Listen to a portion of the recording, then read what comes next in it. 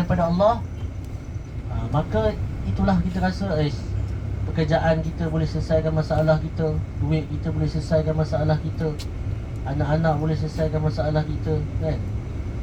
Kita dah ada rumah, dah ada kereta, dah ada segala-galanya, maka kita rasa dah cukup dah. Sedangkan Allah tak nak kita yakin kepada benda yang nampak ni. Allah nak kita yakin kepada Allah.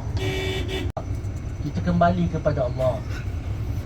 Bukan tak boleh kan kita cakap pasal contoh, kamu minum tadi hilang dahaga ke? Boleh kita boleh dari sudut dunia boleh, tapi sebenarnya dari sudut yakin tak boleh. Jadi macam mana kita nak yakin? Kita selalu cakap lah, kita selalu nafi lah. Macam kita makan, makanan bukan mengenyangkan Allah Ta'ala. Ni kita latih diri sendiri. Tapi kalau semua perkara, contoh, kenapa kamu berjaya ni? Allah, okey, memang betul lah. Macam mana kamu gagal ni? Allah. Dia dah yakin semua pada tak ada langsung kaitan dengan dia. Maksudnya semua Allah Ta'ala paksa dia. Kenapa kamu buat jahat ni? Allah yang takdirkan. Maka dah jadi golongan yang sesat pula. Iaitu golongan, kalau tak silap saya, golongan apa? Betul? Dariah. Yang semua yang pada Allah, canda pada Allah, manusia tak ada. Jabariah kan? Jabariah ke Dariah saya? Dia kata, awak tak boleh hukum saya. Yang boleh hukum saya Allah Ta'ala. Awak tak berhak hukum saya. Yang berhak hukum saya Allah. Maka kalau ada fahaman begini, akan apa? Akan termasuk dalam golongan Murji'ah. Golongan Murji'ah ni asalnya bertawakuf. Maksudnya dia tak nak ambil, dia tak nak menyokong Sayyidina Ali ataupun Sayyidina Muawiyah. Tapi akhirnya mereka semua kata, kalau orang buat jahat ke, orang mencuri ke, orang berzina ke apa, tak boleh. Kita tak layak untuk kita ambil hukuman. Yang boleh ambil hukum Allah Subhanahu wa Ta'ala. Baik. Jadi kita lihat dan Baitullah ataupun Mekah ni adalah sebuah lembah. Sebab apabila hujan, contohnya semacam 1 jam, 2 jam akan banjir. Dan Mekah ni banyak kali dah banjir dah. Okey, banyak kali banjir. Kalau kita perhatikan di hadapan kita punya hotel pun, ada tak longkang? Ada longkang tak? Tak ada kan? Sebab longkang tu bukan keperluan macam tempat kita. Sebab dia hujan setahun mungkin 5-6 kali je, bawah 10 kali lah. Okey. Baik. Fath Makkah, inna hazal balada harramahu Allah yawmal khalaqas samawati wal ard. Kata Ibn Abbas, kata Rasulullah sallallahu alaihi wasallam, pada hari pembukaan kota Mekah pada tahun ke-8 Hijrah, sesungguhnya Nabi kata negeri Mekah ini telah dijadikan oleh Allah sebagai tanah haram bagi dia menciptakan langit. Pada hari dia menciptakan langit dan bumi. Maksudnya tanah haram Mekah. Apa maksud tanah haram Mekah ni? Maksud di sini tidak Allah memang dah putuskan, Allah telah takdirkan bahawa tanah haram Mekah ni orang kafir tak boleh masuk. Maksudnya semua orang Muslim datang, maka dia akan keluar. Dia akan keluar daripada tanah haram Mekah dan Madinah. Itu sebab tuan-tuan nanti Allah Subhanahu wa Ta'ala, kita kena minta perlindungan daripada fitnah Dajjal. Antara hadis Nabi SAW, Nabi membaca doa, Allahumma inni a'udzu bika min azabil qabr wa min azabi jahannam wa min fitnati mahya wal mamat wa min fitnati masihid dajjal. Nabi SAW membaca doa ini pada selepas bacaan tahiyat akhir sebelum salam. Jadi kita amalkan doa ini sebelum kita memberi salam. Janganlah kita imam baca lama, imam baca lambat tahiyat ni. Dia kata bila imam ni nak bagi salam awak dah habis dah baca tahiyat ni kan. Aduh, imam ni tak berapa cekap katanya. Saya lagi cekap laju dia baca tahiyat ni. Min azabil qabri wa fitnati mahya wal mamat wa min fitnati masihid dajjal. Ini antara yang disyarat ataupun doa yang dibacakan oleh Nabi sallallahu alaihi wasallam dalam bacaan solat selepas tahiyat akhir. Maka sehingga hari kiamat tidak boleh memotong pohon, tidak boleh menangkap binatang pemburuan yang hidup bebas, tidak boleh mengambil barang yang tercicir kecuali mereka yang mahu mengumumkannya kepada orang ramai, dan tidak boleh mengerat rumput di Mekah. Maksudnya kalau ada barang cicir tak boleh kita ambil. Kalau kita niat kita bukan kita nak mengiklankan, nak mencari siapakah pemiliknya. Okey? Baik.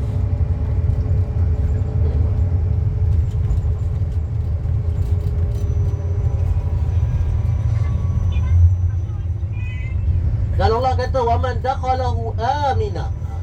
Jadi tempat kita mana ada Allah Ta'ala turunkan Al-Quran tempat kita, tapi Mekah ni ada, iaitu siapa yang masuk ke dalamnya maka dia akan dapat keamanan. Jadi tuan-tuan maka Allah SWT, kita benda berada di Mekah ni, walaupun kesibukan, kita tengok kereta banyak, orang banyak, bersesak-sesak, nak masuk tak boleh. Tapi bila kita masuk ke dalamnya, kita tengok Kaabah, kita dah tak fikir dah orang lain, kita fikir diri kita, sampai menitik air mata kita. Jadi begitulah kita apabila di mahsyar nanti. Itu sebab Nabi kata dalam satu hadis kepada Sayyidatina Aisyah, yang mana pada ketika mahsyar nanti manusia akan dikumpulkan tanpa surat benang. Maka persoalan tu timbul kepada Baitullah. Kalau kita lihat Baitullah, Allah Ta'ala turunkan 120 rahmat. Rahmat ni kita tak boleh nak ukur dengan materialistik lah, benda yang boleh nampak. Rahmat ni kita tak tahu. Jadi semua manusia memerlukan rahmat Allah. Itu sebab bila kita meninggal pun kita nak rahmat Allah, kembali ke rahmatullah kan. Memang itulah yang paling besar sekali. Sebab kita nak dapat kasih sayang daripada Allah kan. Kalau kita dapat kasih sayang daripada orang lain, kita tahu, kita nampak kita sayang kita sayang anak, sayang isteri, kita sayang ibu bapa. Tapi kita yang paling besar sekali kita nak dapatkan, yang paling utama kita nak dapatkan kasih sayang daripada Allah Subhanahu wa Ta'ala. Jadi Nabi sebut bahawa Allah Ta'ala turunkan 120 rahmat ke atas Kaabah. Maka situna li ta'ifin, 60 rahmat untuk orang yang tawaf. Jadi perbanyakkan tawaf sunat. Tawaf sunat ni tak apa, contoh tak larat ustaz, tak larat nak 6 je, tak larat, tak apa, berhenti mayang ke apa, sambung balik, tak ada masalah, dia tak ada dam. Tawaf sunat tawaf sunat boleh pakai baju biasa lah, tapi jauh lah kalau pakai baju biasa ni, naik atas lah kan. Ustaz tak larat ustaz, pakailah ihram ni, macam saya tadi. Kita tahulah datang lambat, kecuali saya buat khusus lah, nanti orang tangkap lah. Okey, wal arba'una lil musallin, 40 rahmat kepada orang yang solat. 40 rahmat kepada orang yang solat. Maksudnya terhadap Baitullah, orang yang solat dekat masjid lah. Masjid yang maksudnya menghadap Baitullah. Kemudian 20 orang untuk yang memandang. Memandang pun dapat rahmat daripada Allah. Kita pandang Kaabah tu pun Allah Ta'ala kurniakan 20 rahmat. Jadi dapat kita bawa, Allah kata, dalam hadis tersebut Nabi sebut daripada Ibn Abbas, 120 rahmat untuk orang yang tawaf. Untuk orang yang tawaf dapat 120 rahmat. Untuk orang yang solat dapat 60 rahmat. Dan orang yang memandang, kita pandang Kaabah tu pun dapat 20 rahmat daripada Allah Subhanahu wa Ta'ala. Jadi ada hadis yang kelebihan lain di Mekah ni. Solat di Mekah ni adalah salatun fi masjid hadza afdalu min alfi solat bima siwahu minal masajid ila al-masjidil haram. Wa salatu fil masjidil haram afdalu min mi'ati salatin fi hadza. Kata Nabi, solat di masjid aku 1000 kali ganda kecuali Masjidil Haram. Solat di Masjidil Haram lebih afdal daripada 100 kali solat, 100,000 kali solat di masjid yang lain. Masya-Allah Masya-Allah. Jadi banyak sekali kelebihan apabila kita berada di Mekah. Mereka ni najis, janganlah kita kutuk pula, tapi najis dari sudut hukum lah. Najis bukan najis yang mukhalazah mukhafafah tu. Najis dari sudut hukumnya, mereka ni belum suci. Baik. Arafah start here. Arafah start here. Okey, di sini semua orang Islam yang nak dapat haji mesti dia berada dekat sini pada tanggal 9 Zulhijjah. Contoh kalau dia kata saya pergi haji ustaz, tapi 9 Zulhijjah KKLIA, maka tak dapat haji demi satu 9 Zulhijjah. Sebab Al-Hajj Arafah, haji itu adalah Arafah. Dia mesti berada di kawasan Padang Arafah.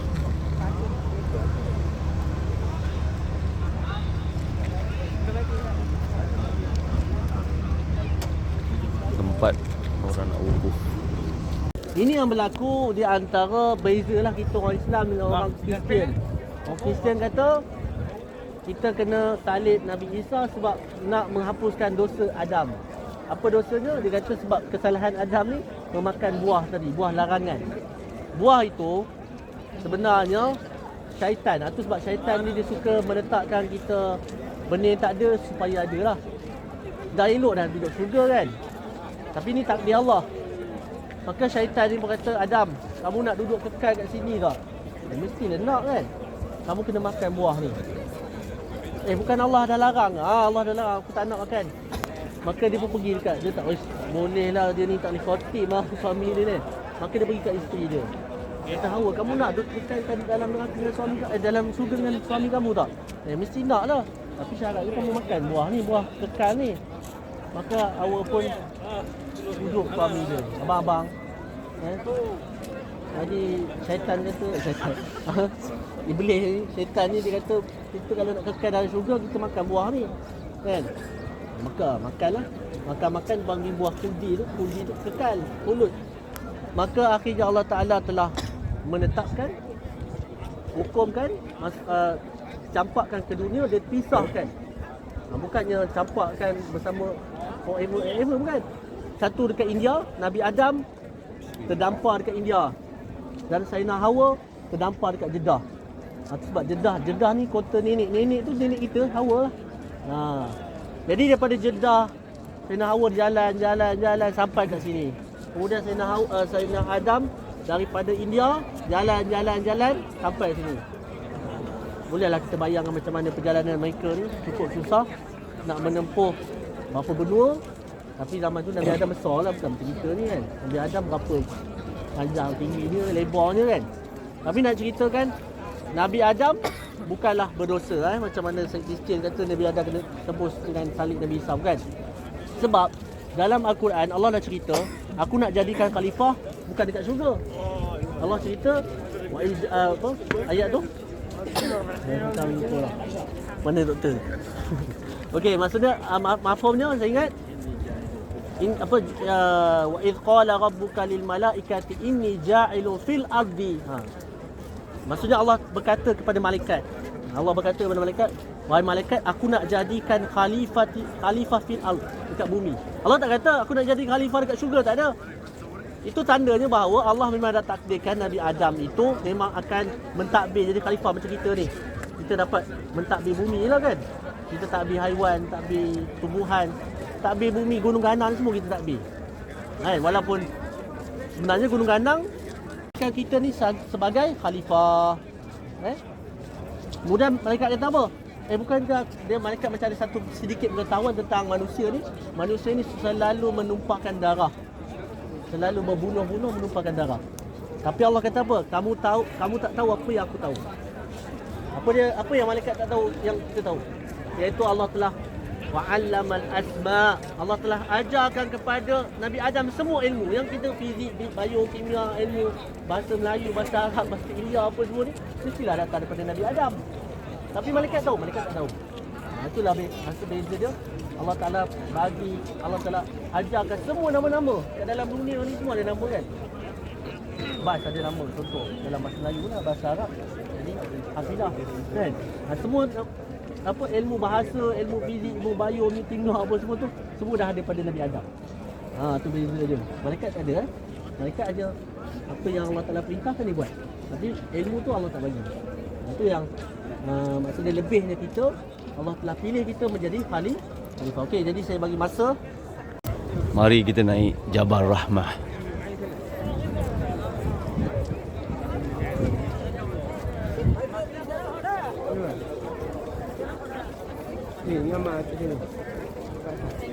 Ini pun tangga cantik baru buat ni.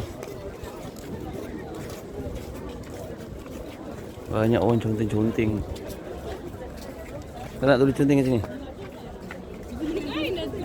I was here.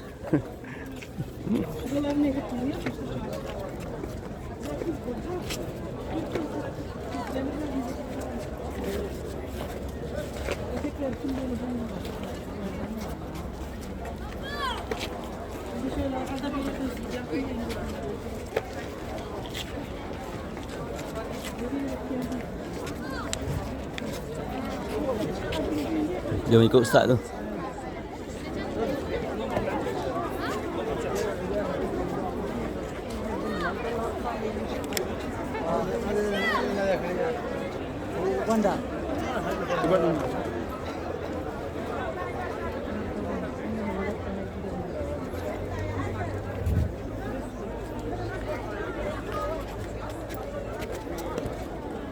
هذا سمك هنا.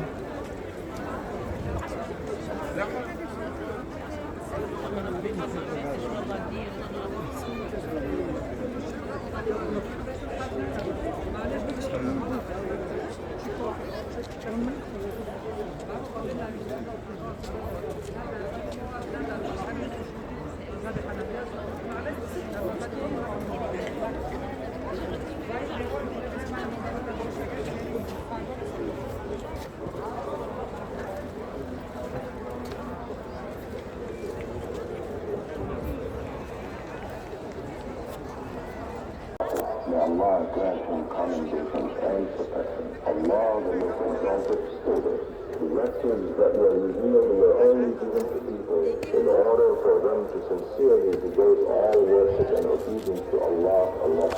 أيها المسلمون، اعلموا أن العمل المبرور هو ما كان خالصا لله عز وجل وموافقا يحببكم الله ويغفر لكم ذنوبكم والله غفور رحيم.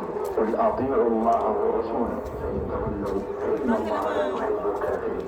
وقال النبي صلى الله عليه وسلم خذوا عني مناسككم رواه مسلم. فاحرصوا على اتباع سنته صلى الله عليه وسلم ولزوم طريقته واحذروا البدع والمنكرات. فقد صح عنه صلى الله عليه وسلم أنه قال إن أصدق الحديث كتاب الله وإن أفضل الهدي هدي محمد صلى الله عليه وسلم وشر الأمور محدثاتها وكل محدثة بدعة وكل بدعة ضلالة رواه مسلم. واعلموا أن لا في حج ولا عمرة ولا غيرها وإنما وقف في يوم عرفة من الغلو في الدين فإنه يبعد من الله ولا يقرب منه. وقد قال الله تعالى وأن هذا صراطي مستقيما فاتبعوه ولا تتبعوا السبل فتفرق بكم عن سبيله ذلكم وصاكم به لعلكم تتقون. وصح من حديث ابن عباس عن النبي صلى الله عليه وسلم قال يا أيها الناس إياكم الغلو فإنما أهلك من كان قبلكم الغلو. أيها المبارك الجبل حجر لا يضر ولا ينفع الذي أخذ شيء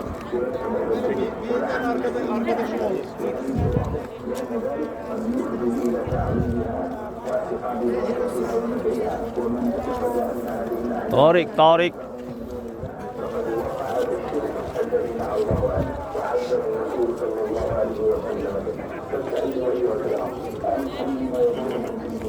وتذكروا دعوة أبيكم إبراهيم حين قال وبني أن نعبد الأصنام واشتغلوا بما هو أفضل وأكمل وأكثروا من الصلاة في المسجد الحرام والصلاة في الكعبة والذكر والدعاء فهي كلمة مباركة. Tarik, tarik. ووفقنا لطاعته ومرضاته.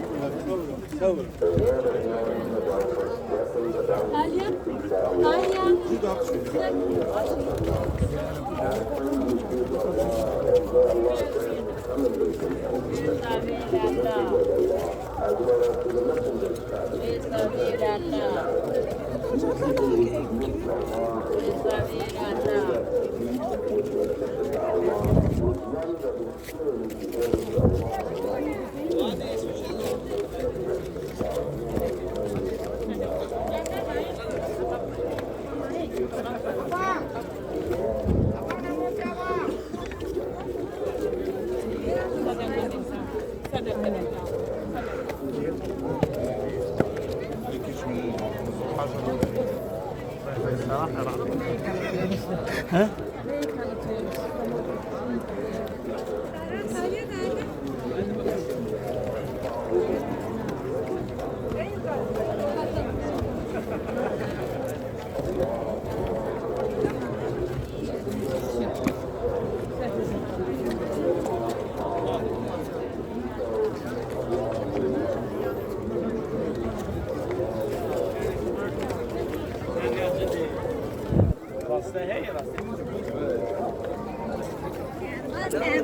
मैं हले बहुत जगह पे जाना है मैं अपनी ना पाऊँ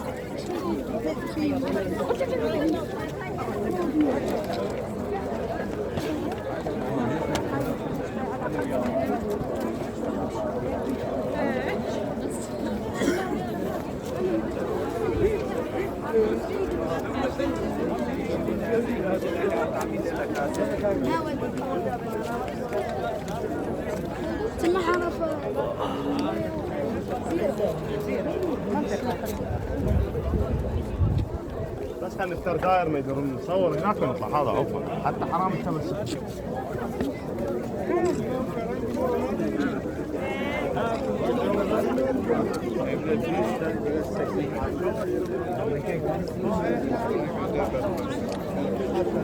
ليه لا تبغى شو تقول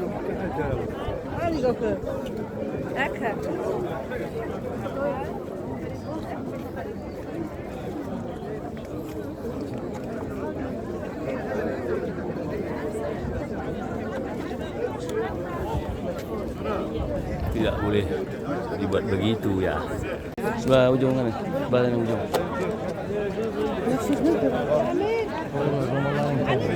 Ujung.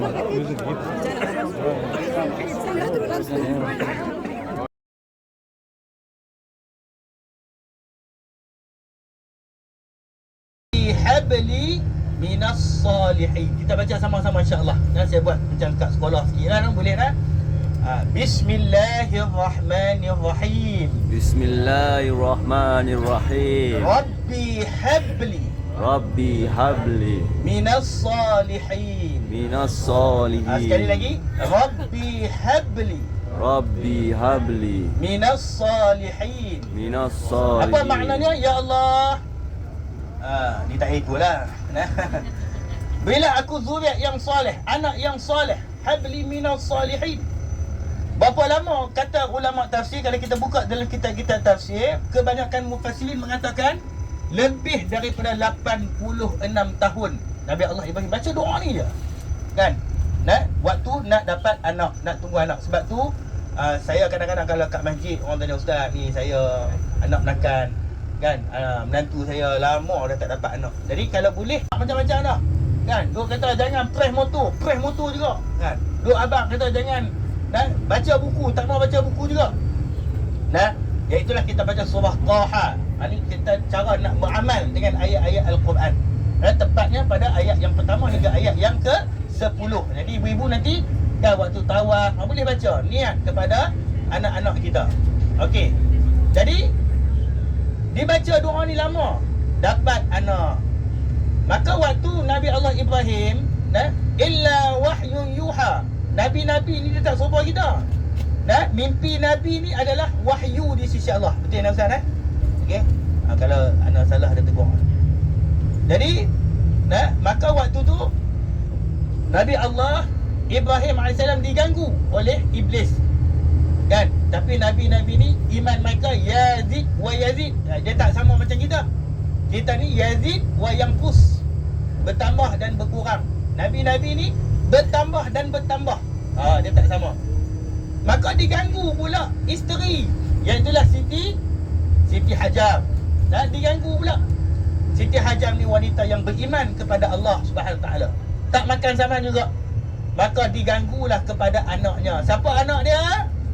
Nabi Ismail. Masya-Allah Haji Zam. Bagus. Nanti saya belanja sikit. Okey.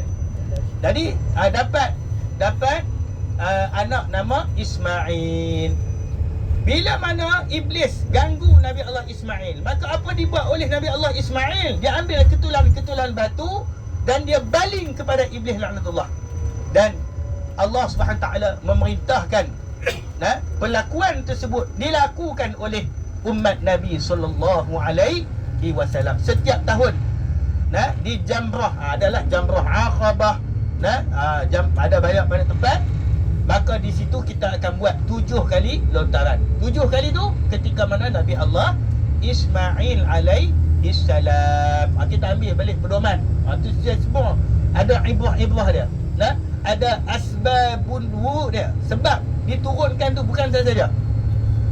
Jadi hadirin yang dirahmati Allah Subhanahu wa taala, menyiapkan jemaah.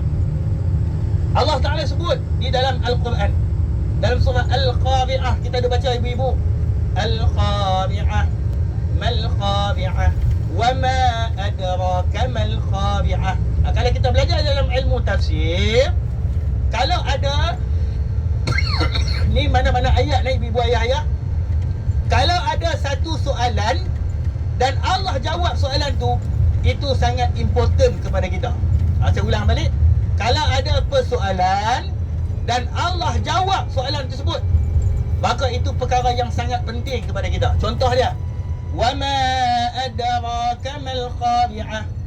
Ataupun inna anzalnahu fi lailatul qadr wa ma adraka ma lailatul qadr. Allah Taala tanya, maka Allah Taala jawab, Lailatul Qadri khairum min alf syahr. Jadi maknanya Lailatul Qadr ni sangat penting kepada manusia. Okey. Jadi dalam surah Al-Qari'ah Allah Taala sebut pada ayat yang keempat, yauma yakunun nasu kal farashil mabsus wa takunul jibalu kal ihnil manfush. Kata Allah Subhanahu wa taala, manusia pada hari kiamat. Ni kita tengok peristiwa Arafah kan, kosong. Maka manusia pada hari kiamat, kata Allah, seperti mana kelkatu. Allahu Akbar. Ini mukjizat kalam Allah SWT. Dalam banyak-banyak haiwan di atas muka bumi, Allah Ta'ala pilih satu binatang yang namanya kelkatu. Sebab apa? Manusia diibaratkan seperti mana kelkatu. Kata sebagian ulama tafsir, yang pertama, kelkatu ni kita tak boleh nak cam. Betul tak? Kan lepas hujan, main kat rumah kita ibu-ibu, kita nak sapu, tak lampu. Dia tak sopa lembu kucing, kita boleh tengok, oh yang ni kucing jiran kita kenal. Tapi kelkatu ni kita tak boleh nak cam. Begitulah keadaan manusia pada waktu tersebut. Dan yang ayat yang kelima, wa takunul jibalu kal ihnil manfush. Tengok ni, tepi ni jibal, jabal ni bukit. Maka pada hari kiamat, bukit-bukit ni, kata Allah, diibaratkan seperti mana debu-debu yang bertebaran. Allahu Akbar. Azim, kata Allah. Bayangkan bukit-bukit besar ni, hari kiamat nanti jadi debu. Sebab itu hadirin yang dirahmati Allah, pada hari kiamat ada 2 golongan. Tadi Ustaz Hanif dah sebut, seorang anak ataupun mak ayah, dia akan minta pembelaan. Ya. 2 golongan. Yang pertama kata Allah, wa ummihi wa abih. Mak ayah kita. Allahu Akbar. Nanti ni pada hari kiamat, ibu-ibu ayah-ayah, kita akan lari bila jumpa mak ayah kita. Sebab apa? Sebab banyaknya tanggungjawab yang kita tidak laksanakan kepada kedua ibu bapa kita. Allahu Akbar. Yang kedua, wa sahibatihi wa bani. Adik-beradik kita, kawan-kawan kita, kita akan lari pada mereka. Sebab apa? Sebab banyaknya tanggungjawab. Sebab tu Nabi sebut dalam matan hadis yang sahih, ada dalam kalangan manusia yang muflis. Kan? Bukan kata muflis bahasa Inggeris, bahasa Arab. Muflisun. Muflis ni maknanya habis dah. Kan? Kalau sekali jabatan insolvensi dah. Kan? Muflis, bankrupt. Bagus. Saya jumpa kan Abang Zam, lari saya. Tak berani Haji Zam kita. Sebab apa? Sebab banyak tanggungjawab kita bertemu dan berpisah kerana Allah. Sebab akhir zaman ni terlalu dahsyat. Kan? Ada orang dia baik sebab apa? Ada kepentingan. Dan ada orang dia berkawan sebab apa? Sebab dia ada kepentingan. Kan? Ada orang dia berkawan sebab apa? Sebab dia ada hasad-hasad tertentu. Jadi ini tak termasuk dalam kalangan mereka yang bertemu dan berpisah kerana Allah Subhanahu Wa Taala. Jadi saya cukup sekadar itu. Dan saya tengok Ustaz Hanif kita pun ada ni. Tapi kalau dia mahsyar kelak tak ada dah. Inna akramakum indallahi atqakum. Orang yang paling mulia antara kamu adalah orang yang bertakwa.